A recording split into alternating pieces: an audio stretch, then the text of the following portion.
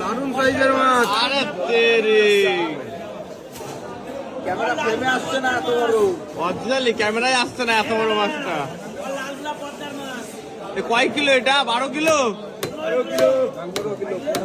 15, 12, 12। কাঁচা হলুদ তো উজ্জ্বল না, দেখাও এদিকে। কাঁচা হলুদ, কাঁচা হলুদ, কাঁচা হলুদ, পুরো পুরো কাঁচা মাল। 4 কিলো 900 এটাতে লেজাই।